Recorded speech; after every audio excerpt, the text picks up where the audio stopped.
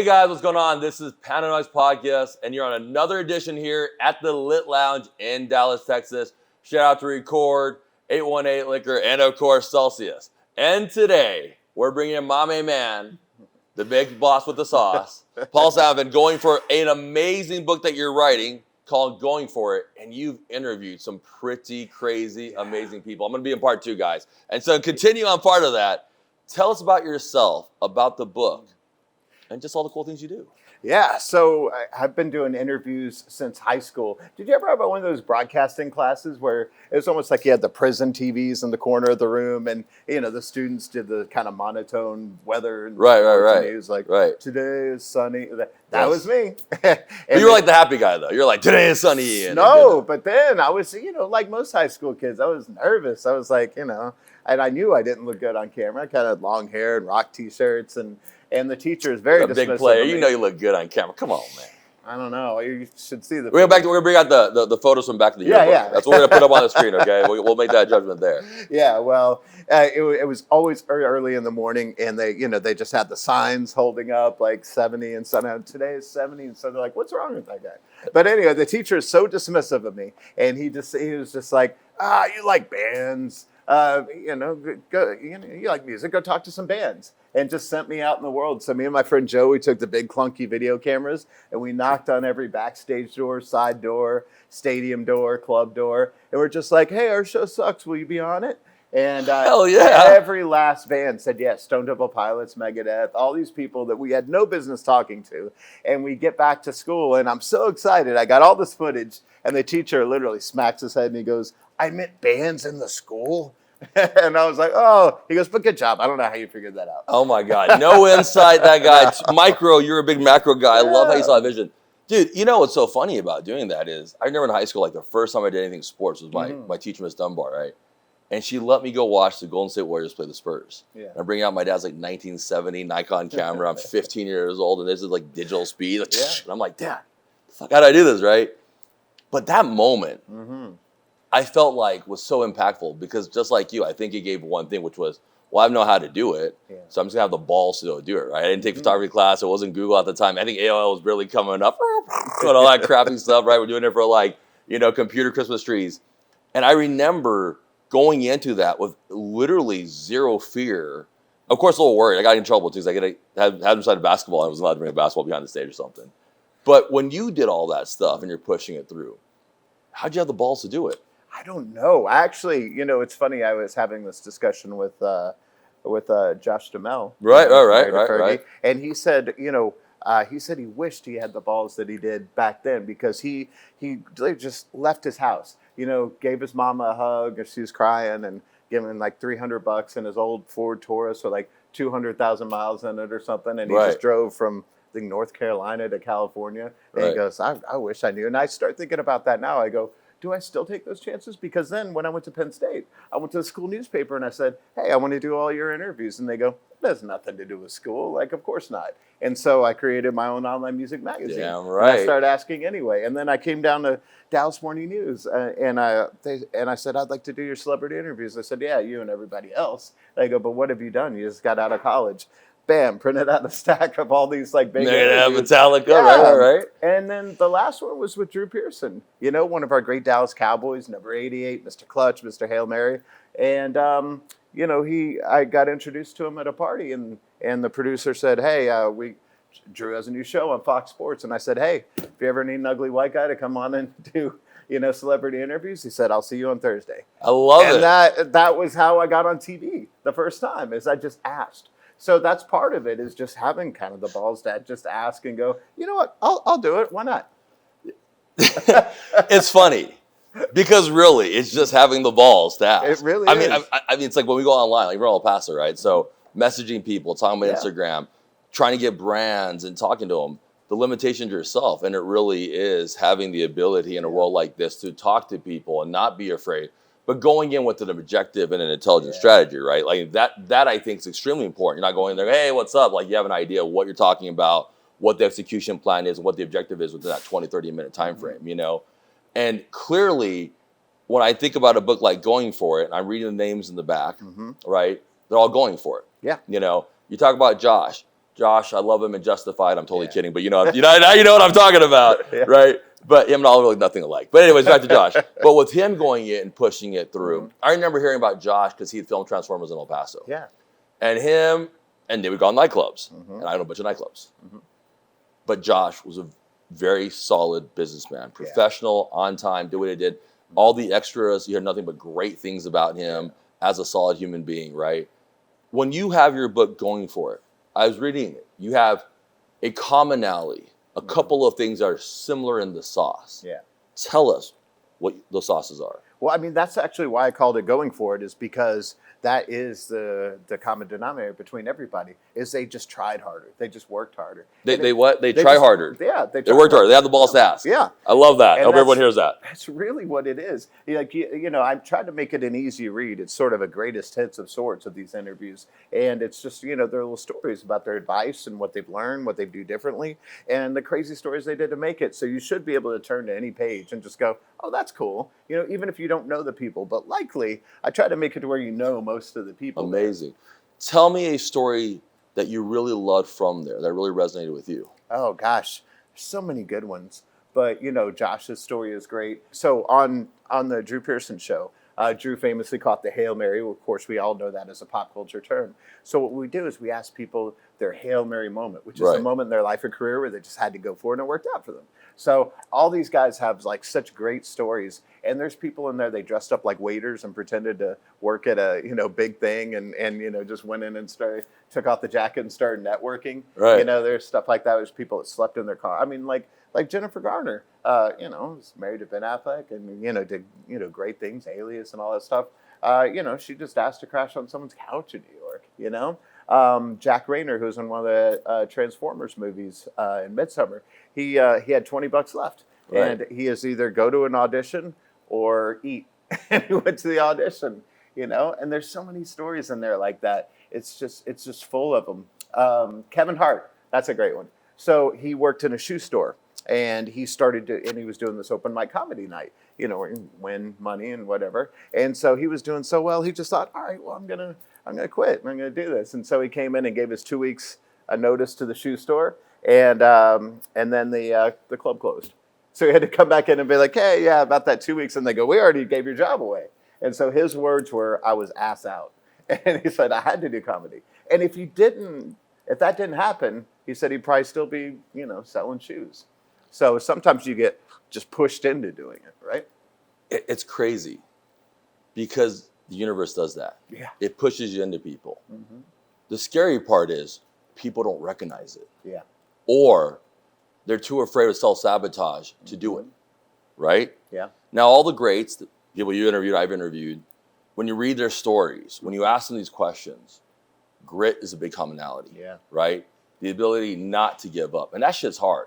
Yeah. You're running a whole entire team of people. You're sacrificing everything. You don't know if you can pay the fucking house bill, or you're paying the building bill, the taxes, and everybody's sitting there trying to cheer you on when they're really not, when they're doubting, when they're saying that you can't do it, when they're telling you to quit, when their examples are for you to quit, right? And they're not nowhere near you want to be. Yeah. So now you're being around this energy of people that don't want to be successful, that don't want to succeed, that don't care to be better in the future. And somewhere down the line, there's this motherfucker in the corner not giving two shits about everybody else and actually making it work because they realize the one thing which is fundamentally true is it doesn't matter. Yeah. It really just doesn't matter. If I sit there and I ask you and you say no to me, the 99 people behind an Instagram, who gives a shit? You don't know 99 people said no. It's the one person that said yes. Yeah. Right? That to me is a commonality of grit and gratitude and understanding, and you tell these stories about Kevin Hart going for it. I always tell people is you have to burn the bridge. And I always say, like, can you imagine you're about to go to war with all these people and there's only 100 of you versus 10,000 people?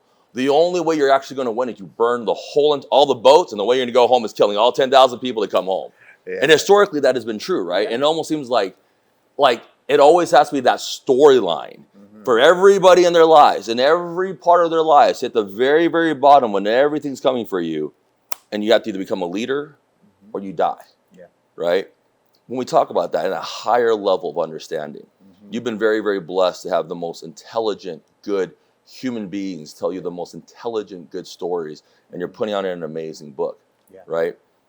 When you put these stories together and you're compiling this, and you're putting things out there in the world. What do you worry about now in the future with the youth? And what are things that they're doing differently that you might not have them reassure themselves until they read a book like Going For It? Well, what's interesting is when I always ask people, I ask them a lot about their journey and their life, but the same three questions that I always ask them is their advice to other people, and then maybe what they've learned, what they would do differently, and then the Hail Mary moment. And so when I'm asking that advice, it's interesting because there's so many people that will preface it with, well, this wouldn't work now, but, which is kind of like my story, right? Like if I knocked on a tour bus door, a stage door, backstage door, it's very possible they might text somebody and be like, hey, are we supposed to be doing an interview? But back in the dark ages, they're just like, I don't know, I guess, yeah, sit down. Yeah, right? And I just got lucky. Like if you tried to do that now, they'd be like, no, you got to talk to the publicist here. Let me text you the email address. And there was just, it seems so much easier now, but it's really not. But, part of it, when people ask if they can interview me or talk to me or take the time, I'll always say yes. 100%. And you don't know how many people, like I've got people that I wouldn't think would be DMing me, but DMing me and asking me if I can interview them, like great actresses and actors. I'm like, yeah, of course I will, And so it's kind of fun. But the thing is, I want kids to be able to realize that I didn't come from anything that that should put me in this position. Started from the bottom, now we're here. Yeah. Yes. I grew up in Hartsville, Pennsylvania, which has no famous people and no one to ask about how do you do this, Right. And so I learned just by doing it. And I think a lot of us do, but you just have to go for it, right? I love that you learn by just doing it and going for it and pushing it through. Let's talk about something else that I think is very important, right? And it's your ability to accept opportunity. Yeah. So now you're sitting there on a Tuesday talking to your friend, and by Thursday he wants the white guy on the show. Yeah. Tell me about your mental state in preparation and how you just go for that. Yeah, part of it I kind of feel like is just living in a haze. I kind of like live in my own bubble, and sometimes I just don't think it. Like when I was coming down here, I thought about, I looked at my shoes. I was like, I should have worn better shoes. Sometimes I don't prep enough. Because people always say, what kind of questions are you going to ask? I'm at the point now to where they don't make me submit questions. They know that I do a good interview and it's going to turn out all right. But, I was conducting an interview earlier and they had a whole outline of things that they wanted to talk about. That's not usually how I do things. I usually think about if I'm sitting on the plane next to you, what do I want to know about you? Like what makes you tick? Why do you get up in the morning? And with a lot of these people, they have enough money to retire. Why get up and do it? Why spend your days working? It's the same thing that I do. Like I can't stop working. Right. I can't stop thinking about working. I think it's because there's a higher calling. Yeah. You have Mike in this book, right? You look at Mike when he grew up, how we looked at Mike, the beast that he is, the beast he still is now, and his ability to conquer that beast and to understand the differences, right? And now to bring it back and activate it and talk about why he hated being that beast, right? And now you see these guys reevaluating and re-pushing it through and going from there. Yeah. When you see a lot of the guys like this and those changes, people who think that at the very, very bottom, they can't get out. There are many, many stories where they will pull that one off. Do you have one in particular where you did see something like that, where someone was at the very, very bottom, they thought they couldn't make it and they pulled themselves out? Yeah, there's been a couple, but one that comes to mind, if you remember, her name is Uzo, and she played Crazy Eyes on Yes. Orange is the New Black. Yeah, Orange is the New Black, yes. And she just got Crazy so Eyes. tired of not making it work and not having things happen, and so she gave herself a time limit. Like, okay, on this date at 5 p.m. I quit. And the story's in there, and I think it's like 5:12. She gets a phone call. So she made it work beyond that, but she had actually quit, and she had become at peace with not doing this anymore, not going for auditions, not doing the grind. That's just it. And there's another guy that was the same thing. He was in Hamilton, and he had quit by the time and then he got the call, pulled him back in. So sometimes it really is that. That people think all hope is lost. Or there's other people who have new chapters in their career, right? They think, okay, I'm done, I'm retired, that's it. And then something happens and, it's like Rocky, they keep pulling me back in. Right. As legacy becomes more and more relevant in our age and our time, and the universal truth of helping as many people as we can in this world and spreading good messages. As social media has changed so much, and our business and the way of life and TV shows and going from there, where do you find that fitting in with the current guys and in the book, and how's that influencing people?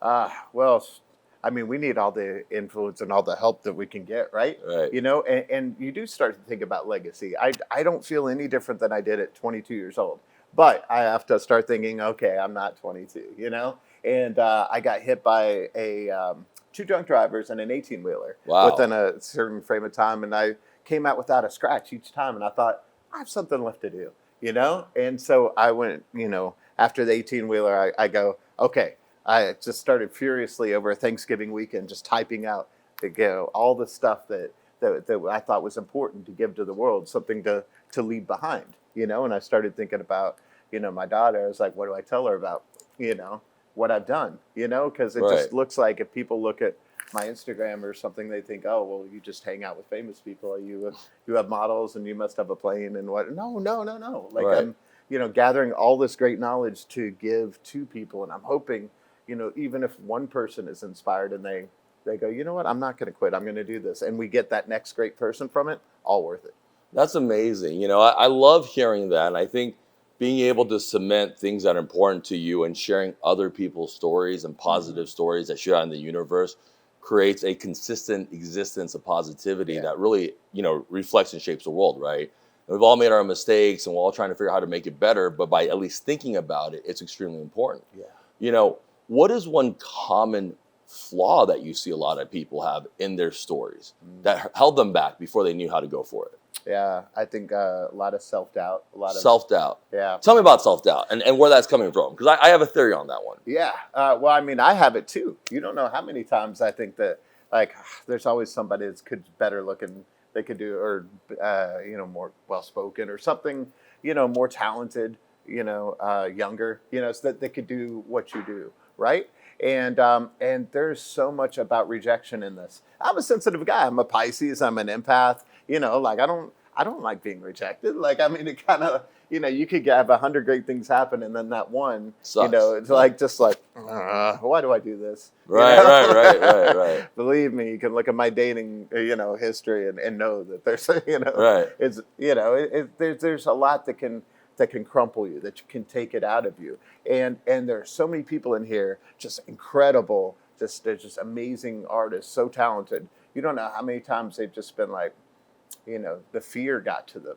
You know, I'm not good enough. I shouldn't be here. You know, even Matt Damon told me that he still has that imposter syndrome. He still has that. He says, to this day, I still feel like someone's going to tap me on the shoulder and be like, you know, you're not supposed to be here, right? You know? Yeah. You know, it's interesting. I think a lot of people might not know my story, but you know, coming to this country, homeless, illegal here, right? Doing the things that I've been doing now in my life. You know, when you're young, you're told to keep your mouth shut because you're done, right? You're done. You're not here anymore. Right. When you get older, so the first 15 years is keeping your mouth shut, right? A lot of anger, a lot of things that you don't like, and a lot of things that are frustrating. What I realized through the course of my life, coming in, I was born in Taiwan, in a country that's countryless, right? So I came to this country in a country as a countryless human being, right? My grandparents left mainland China because they didn't want to teach communism at the time, right? All those things that had happened. And the one thing I always ask myself, people ask me, well, how do you have the confidence? And my theory goes like this. I don't think any of this is real. I don't think it's real in the sense where I feel like you really can create your own life. And I don't think anybody knows what the fuck they're doing. Nobody.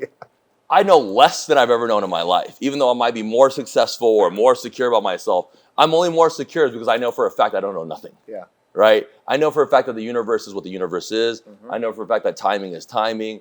And for me, because that's what it is, I have nothing but self-love because the world's already going to shit on you, non-fucking stuff, all day long, all the time. And my thing that I tell a lot of people is like, you don't win when you start because you don't know what the fuck you're doing. It's never going to happen. You don't win when you're actually doing it because now everybody gives you advice. You don't win when you're at the top because now you've changed. And you don't win when you retire because you're a fucking has-been. So you don't win with them. So I don't care about with them, right? And I think a lot of times when you know you have nothing, like literally nothing, one thing you have to do is to have the faith to know that you can only have everything, because the reality is no one else is better than you besides you setting your own self-restrictions. And that's 99% of the fucking problem. Yeah. Like, everyone here will tell you things are going crazy, chaotic. And I'm just like, because things are going to happen the way they are, right? Why am I going to be pissed off about the time or the hours scheduled? Because the reality is, it's a false imprisonment. And 6 to 7 generations from now, who the fuck is going to remember it? Yeah. Nobody. What they'll remember are stories like this, humanity stories.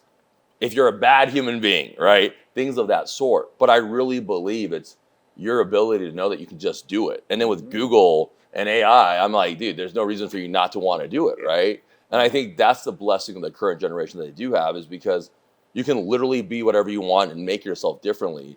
And at the end of the day, like, I've almost realized this too. At 44, we're the fucking adults. We run the country, we run the world, we're running big corporations, we're the adults. Like, I don't know how the hell happened, we're the adults. Scary, right? Yeah, scary as fuck.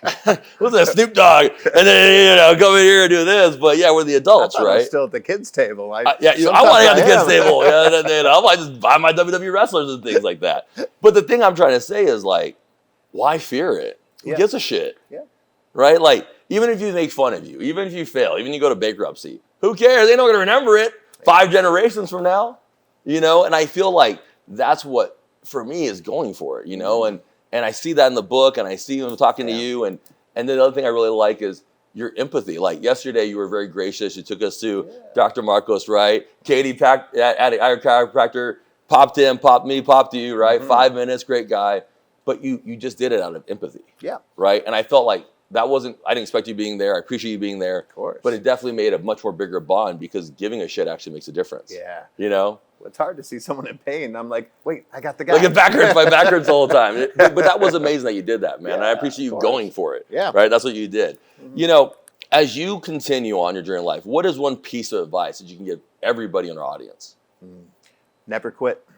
Never quit. I mean, that's really sort of if you read this book, it's just over and over, hundreds of shining examples of people just never giving up. Shoot, I haven't. I probably should have quit a long time ago, but I haven't. And then look what happened. Now I have something to leave behind. I'm going to read this back. Watch this. It goes like this. Here's who's on the example of books. Here we go.